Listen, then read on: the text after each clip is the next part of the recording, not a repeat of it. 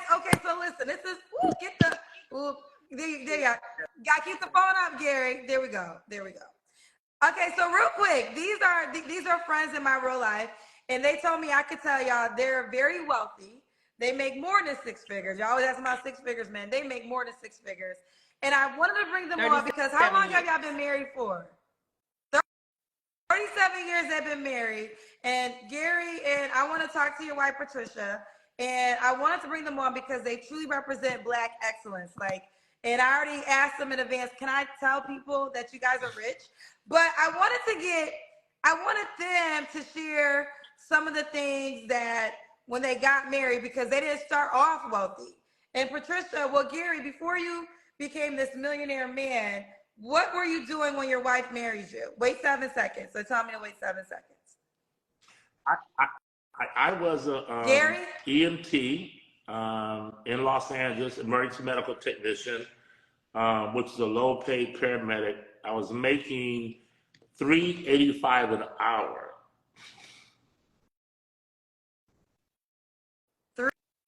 $3.85 an hour. So Patricia, when you married your husband making $3.85 an hour, did you know he was going to be a millionaire one day? And then some. Wait 7 seconds. No, I did not know he was going to be a millionaire. I knew he was a good guy.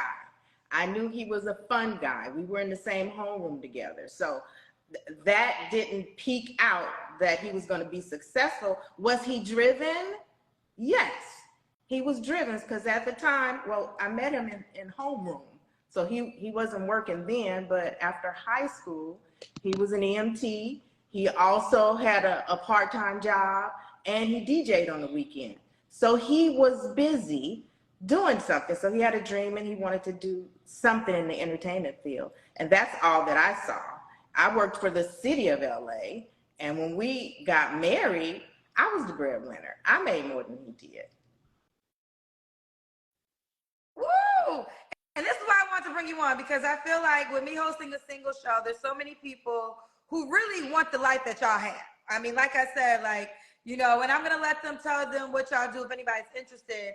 But they're a Black couple, super successful. I already asked them in advance. They are in the millions, but they build together. And I get a lot of women who get so much pushback when I say maybe you could build with the man, and they don't like that. They want the man to already come prepared.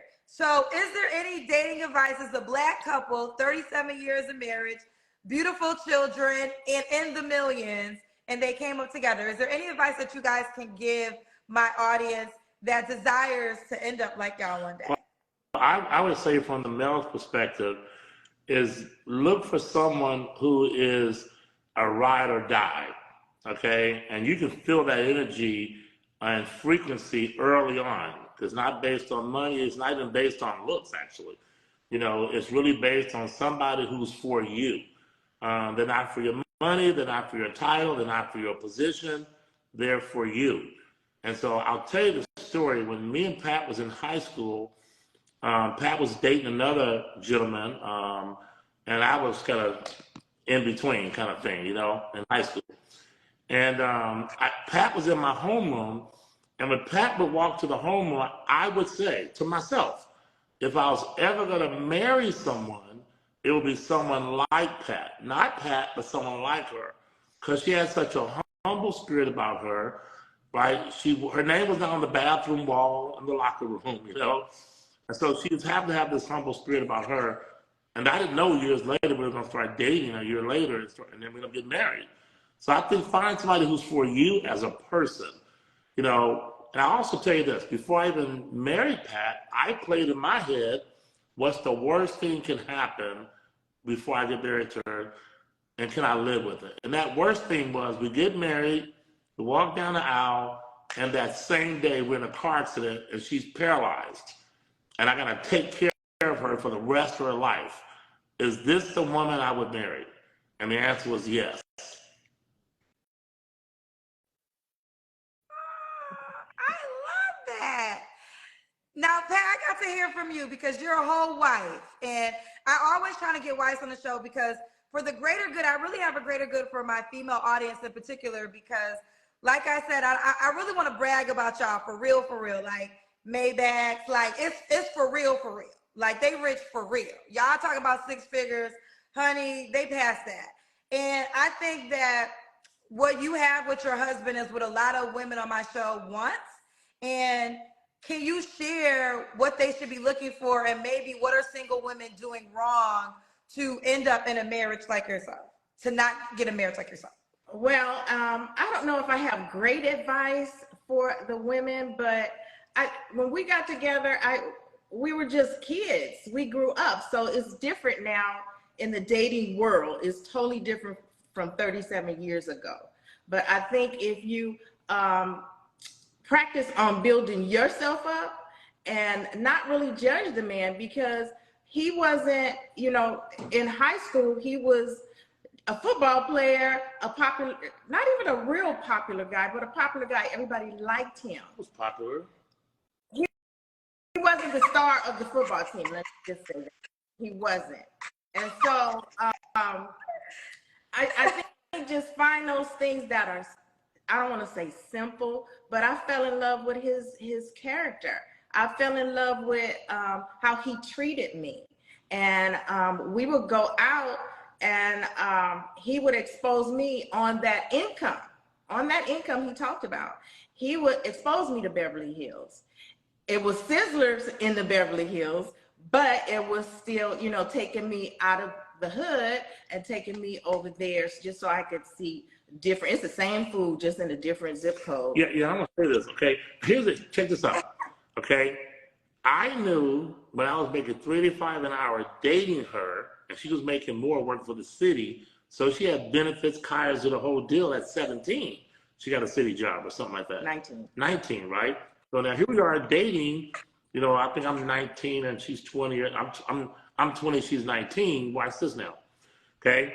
I knew Kendra as a man to take her to Beverly Hills because the parks in Beverly Hills are free, like the parks in the hood. So it made sense. We're gonna go on a picnic, but I'm gonna drive to Beverly Hills and take you to a Beverly Hills park where there's Ferraris and Lamborghinis, right? And all I'm gonna have to pay for really is gas to drive out of the city. And then we got a restaurant, we're gonna go to a McDonald's in Beverly Hills. That makes sense? So it was me selling her the dream. So I would say to you, look for a man or a woman that has a dream. No money, but a dreamer. So I was a big dreamer.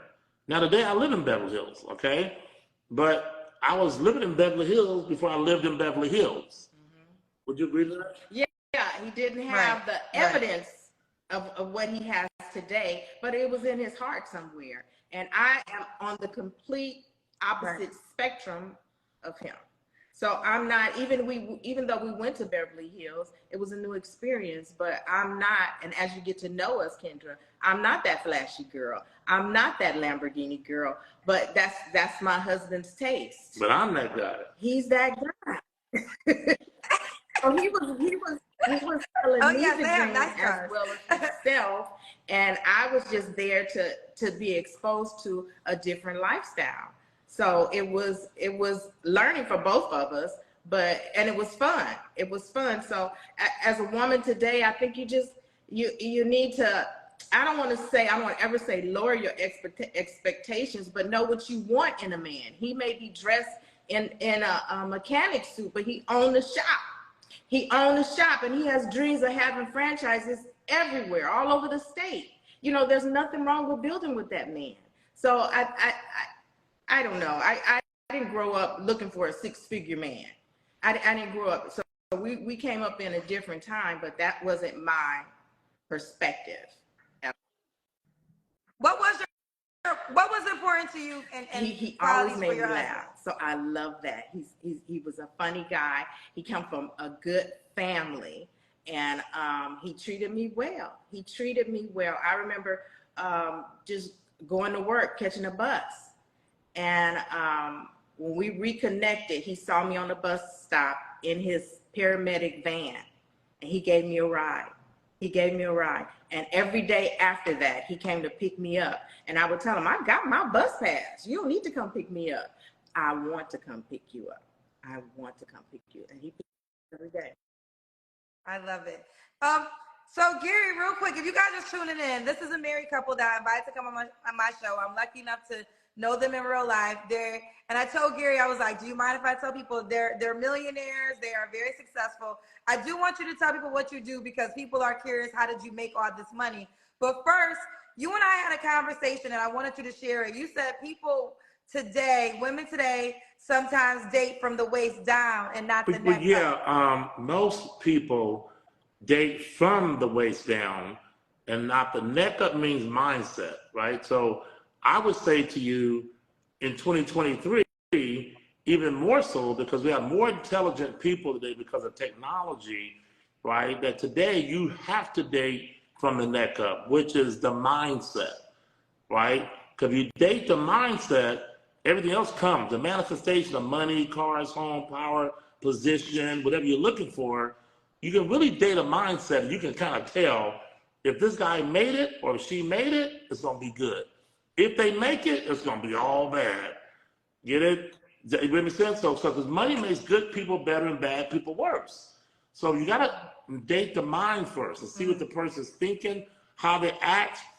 Are they putting on a facade just to impress you and then they don't open the door anymore? You know, are they act in a certain way? So I think you should be around the person long enough to even see what they're like when they get frustrated, angry, the car breaks down, how they act when things fall apart. Date the mindset. And then if money comes and money goes, and we've had money come and money go, we never changed our energy. You know what I'm saying? And so, and it sounds, and of course, you know, we were dating in the 80s and now we got married in the 80s. And people go, well, that's old fashioned and whatever. And I don't want to be in that headspace either because love is love. Love doesn't have a date on it. It doesn't have a, what year were you married? 1920s? It doesn't matter. Love is still love. God is love. God is the beginning and the end. So you don't care what year you fall in love.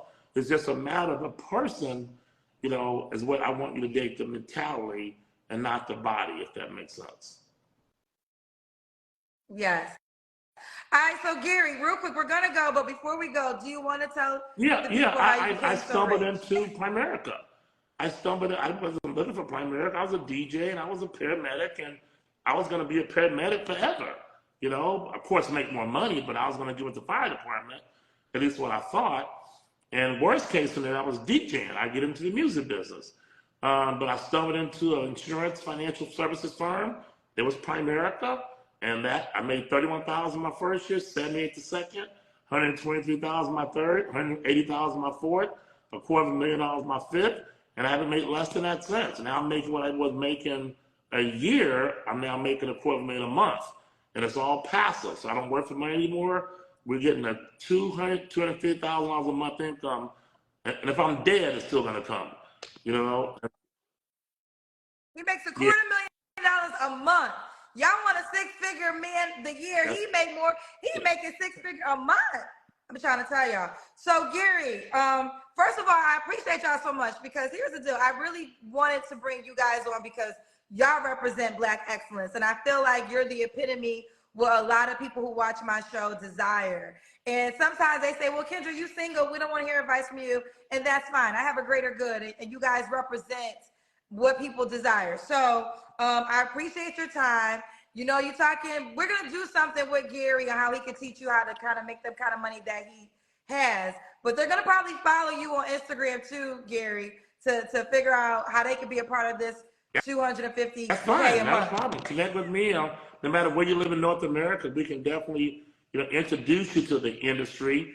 It may be for you, may not. We don't know. You know, we're just here to be a servant. You know, at this point in our life, you know, we're in the give back mode and we're philanthropists. And that's what we want to do is give up our, not just our money, but our mindset, our experiences, the good, the bad, and the ugly. We thank you so much for this platform. I'm glad I was able to be on here with you tonight. Yes, yes. So we're going to do another one. I'll do a live with Gary in particular where he's talking to you about finances and how you can also potentially change your life around the way he did. Because you said you were making, what, $3.85 That was minimum wage back in hour? 1983. That's correct. Yeah, and then now he makes Yeah, we're doing over about $250,000 $7,000 to a month. $10,000 a day. Yeah. Woo, child. Okay. All right. You got you one, Pat. I know you wasn't, but the thing about it, Pat, you wasn't even looking for that. That's what, like, and that's why a lot of women, they're not even looking, they're not focusing on it. You wasn't focusing on it, and you literally are living the dream that I hear every single day on my show. It's a blessing. We grew up together. We grew up together in business and in marriage, and we had great mentors around us. Our parents were married until they passed away, so we had great examples of true love and relationship. Mm-hmm. Okay. Sure. Well, listen, I love you guys. Gary, we're going to get together to do a live just about how to make this coin. But I appreciate you guys sharing your story. And hopefully somebody watched, was inspired, and you got to hear from a millionaire Black couple and how their humble beginnings brought them to where they are today. So it's okay to meet a person, like you said, Gary, that has a dream that's going in a direction that can give you a wonderful life. But regardless of God bless you. yes. Bye. God bless you. Bye, guys.